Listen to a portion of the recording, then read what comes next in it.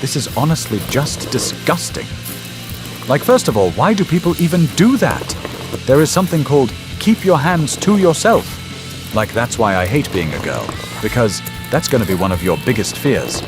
And more people need to talk about this. It's not just some meme that's going to disappear, sadly. Like, you don't just touch some random attractive person you see in public. Sigh, this world isn't safe.